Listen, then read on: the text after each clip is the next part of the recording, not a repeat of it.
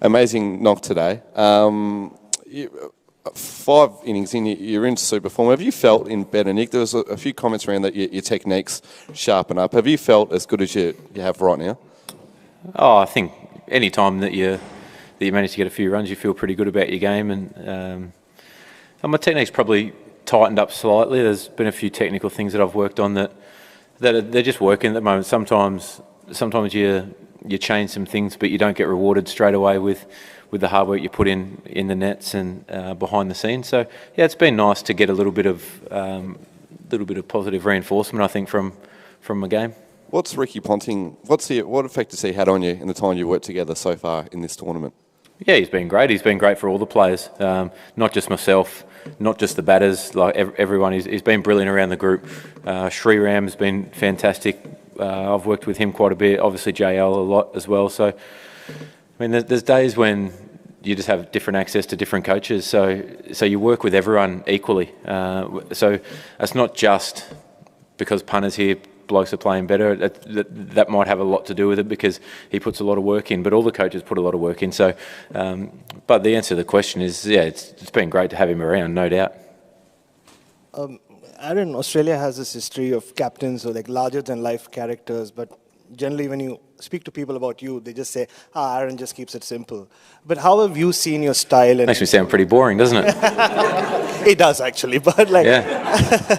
But like, how have you seen your influence and style of captaincy over this team evolve over the last 12 months and leading into the World Cup? That's a good question. I don't tend to take on too much outside of the actual captain's duties. I mean, you do all the planning as a group, the preparation, everything you do is done as a group. I think we've got some great leaders in our squad as well, which really helps out. That everyone acts and prepares and trains and looks after each other like a leader. So I would say my influence is minimal.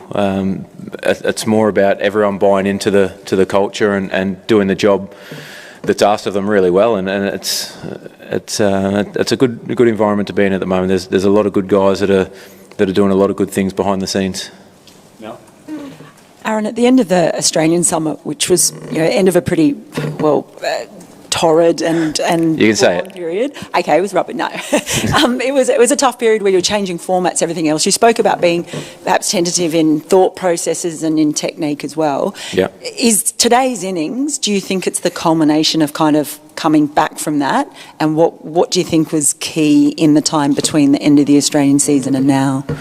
I think the time in Dubai, or in the UAE, the series against Pakistan was really good. The end of the Indian series was really good as well in the one days. I probably just changed my mindset a little bit more than anything. I started to doubt my game a lot before that, along in the Australian summer, and there was a lot of times when I was just questioning every single decision that I was making, whether it was technical, mental, physical, like everything that I was doing, I was just questioning because you're looking for an answer that you don't know what the answer is. So it can be really tough at times when you don't know what the end result is, but you're searching so hard for something you don't know. So that it was a really great learning for me over the summer. Obviously, would have been nice to have that at 22 and not 32, but I think overall what I learned was you can strip it back as much as you want, but it doesn't change the basics of the game. The basics as an opening batter to go out there and defend the good ball and score runs. So for me, I was looking for everything other than just what the most basic thing, which is watch the ball and react to it. I mean, you can butter it up anyway, but I was just going back to the basics, doing a little bit of mental work on changing my mindset to just be positive and Andrew McDonald always says to me, if you get caught at mid-on or you get caught at first slip, you're still out. So play your natural game. Aaron, Steve Smith looks really, really intense when he bats out there. Can you give us the insight on what it's like batting with him? Does that attitude rub off on you sometimes, or do you need to take a bit of a step back? His first 10 balls, 20 balls, is very intense. Obviously, you'll notice guys at the non-strikers end usually stand on the wicket. You get a bit more grip when you're running between wickets as well. But you'll notice when Steve starts his innings, you get pushed further and further wider. So he doesn't like to have anything just basically within miles of his view. So, but once you start to get into the partnership and the partnership starts flowing, then you get a bit more of a. He lightens up, he relaxes, and you have a little bit of banter in the middle, which is quite nice. Aaron, what did sort of the Quicks, I guess, learn today from the early onslaught from Sri Lanka? And is not having an all-rounder impacting on whether you play a spinner at the moment? Yes, it is. We're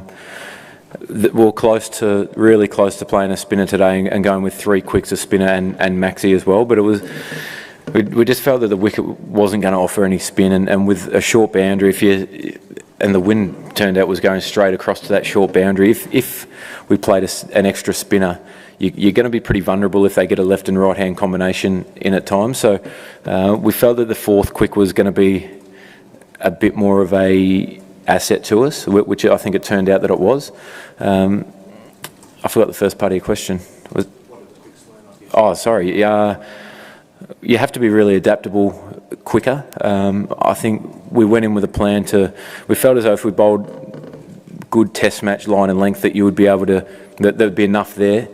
Then they got hit off that length and we went shorter rather than fuller, which was probably a defence mechanism first to go a touch shorter, try and protect the straight boundaries and get some men out in the boundary and really defend that way. So once we went fuller and we had a bit more protection square of the wicket, but we bowled fuller with the straight men up, and it felt like that's when we started to really rein it back in and really stop the scoring.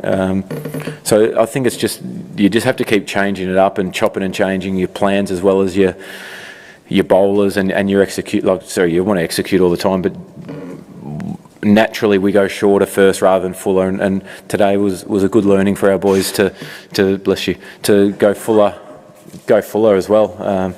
You bring in more modes of dismissal, then you're bringing in LB and bold, which are 2 huge percentage dismissals. So when you go defensive and you're on the back and you're bowling back of a length, you're only really looking for caught behind or a mistake from the batter. So that was probably a lesson for us.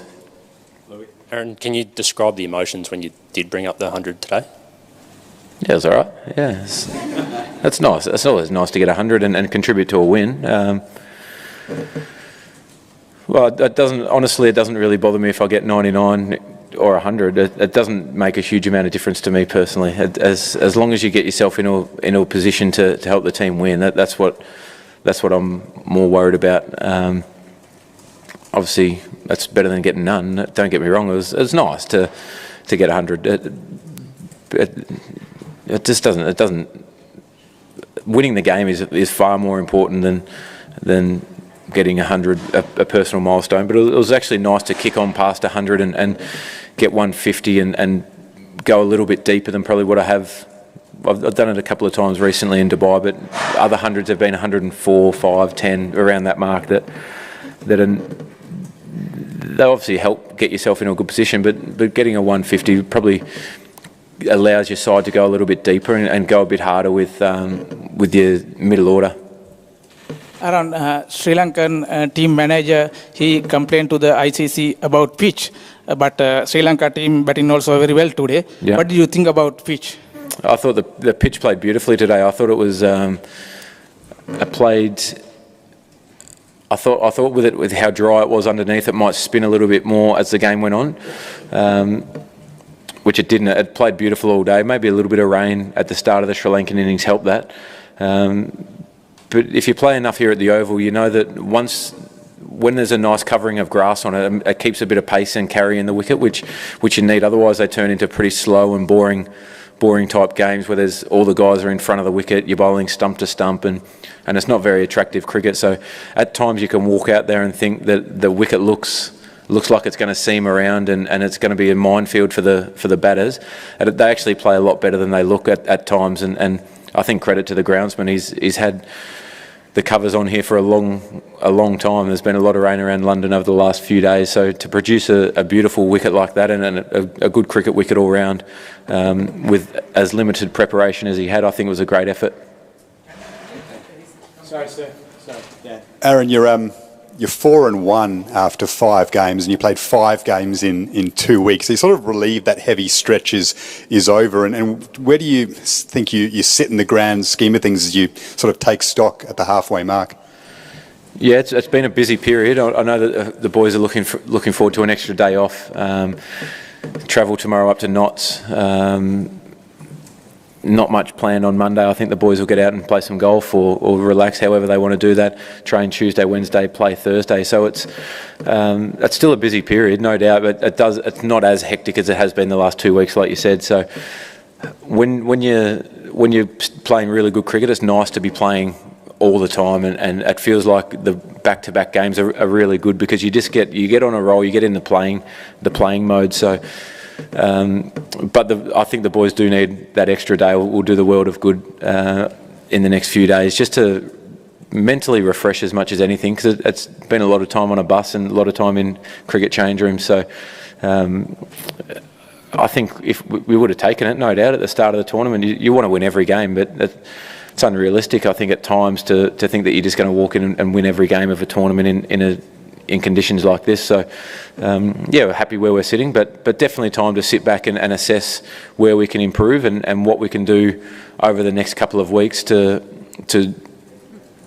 give ourselves the best chance to be standing on the Lord's balcony on the 14th of July. Ask questions. Aaron, 2 parts, if I may check the system slightly. Firstly, how's Coults? Is it just soreness, general soreness? Yeah, it was just stiff and sore. He'd been flagging a little bit over the last couple of games. Obviously over the summer he had limited, well, his bowling loads and stuff were quite limited with what he could do, so that was just, he was managed, well, not managed, but he was stiff and sore, yeah. And secondly, Glenn Maxwell, before you became captain, he barely bowled for Australia for a couple of years there. Obviously you've seen him at Victoria and now you rely on him to bowl 10 overs a day, and he bowled pretty well. I mean, was that something you always thought that Glenn was capable of doing more of, or is it something that he's developed in his bowling in the last 6 months? I think that his bowling has improved, but if we go back to the last World Cup, for the majority of the games, he was our only spinner. Xavier Doherty played in the game against Sri Lanka at the SCG, which was a high-scoring run fest, really. Apart from that, Maxie was our only spinner, so he's always been capable of it. I think at the time when Steve was captain, Travis Head was in the side as well, so that was just a different option, and I think that just comes down to personal preference on who you prefer as a bowler as the captain. So I think Smithy obviously rated Heady's bowling a little bit more, and that's fine. That happens. That's a on the day decision. But yeah, I think Max he's done really well when he's had the opportunity. He was a big part in us reining it in today. 2 lefties. He had a nice breeze to bowl with, or to bowl across that allowed him to drift the ball quite a bit, which made it he could shut down one side of the ground a bit easier.